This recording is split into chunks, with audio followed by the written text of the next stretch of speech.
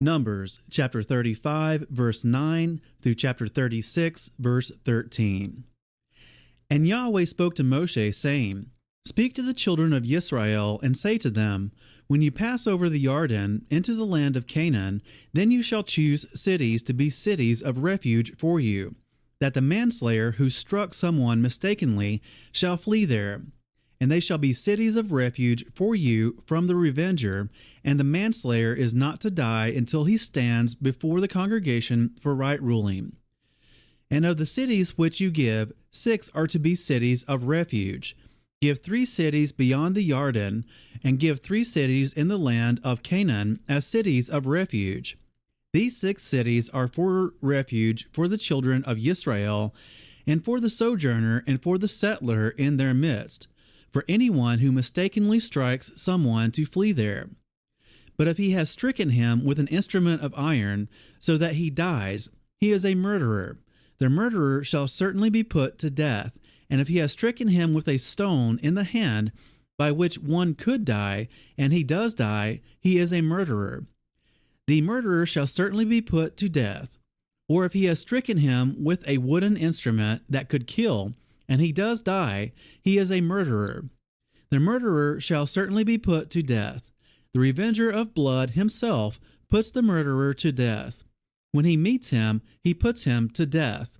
And if he thrusts him through in hatred, or throws an object at him while lying in wait, so that he dies, or in enmity he strikes him with his hand, so that he dies, the one who struck him shall certainly be put to death, for he is a murderer. The revenger of blood puts the murderer to death when he meets him. But if he pushes him suddenly with enmity, or throws an object at him without lying in wait, or uses a stone by which a man could die, throwing it at him without seeing him, so that he dies while he was not his enemy or seeking his harm, then the congregation shall judge between him who struck someone and the revenger of blood, according to these right rulings. And the congregation shall rescue the manslayer from the hand of the revenger of blood, and the congregation shall return him to the city of refuge where he had fled, and he shall remain there until the death of the high priest, who was anointed with the set-apart oil. But if the manslayer at any time goes outside the limits of the city of refuge where he fled, and the revenger of blood finds him outside the limits of his city of refuge, and the revenger of blood executes the manslayer, he is not guilty of blood, because he should have remained in his city of refuge until the death of the high priest. But after the death of the high priest, the manslayer is to return to the land of his possession. And these shall be for a law of right ruling to you throughout your generations and all your dwellings. Whoever strikes a being, the murderer shall be executed by the mouth of witnesses. But one witness does not bear witness against someone to die. And take no ransom for the life of a murderer who is guilty of death, but he shall certainly be put to death. And take no ransom for him who has fled to his city of refuge to return to dwell in the land before the death of the priest.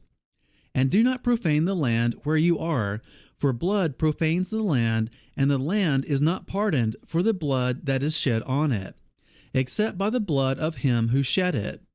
And do not defile the land which you inhabit, in the midst of which I dwell.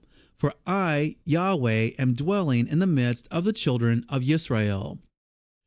And the heads of the fathers of the clans of the children of Gilad, son of Machir, son of Manasseh, of the clans of the sons of Joseph, came near and spoke before Moshe and before the leaders, the heads of the fathers of the children of Israel, and said, Yahweh commanded my master to give the land as an inheritance by lot to the children of Israel, and my master was commanded by Yahweh to give the inheritance of our brother Zelophehad to his daughters.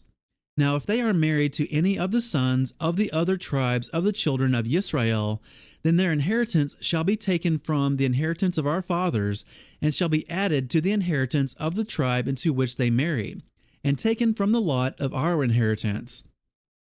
And if the Yovel of the children of Israel takes place, Then their inheritance shall be added to the inheritance of the tribe into which they marry, and their inheritance taken away from the inheritance of the tribe of our fathers. And Moshe commanded the children of Israel according to the word of Yahuweh, saying, What the tribe of the sons of Joseph speaks is right. This is the word which Yahuweh has commanded for the daughters of Zelophehad, saying, Let them marry who is good in their eyes, but let them marry only within the clan of their father's tribe.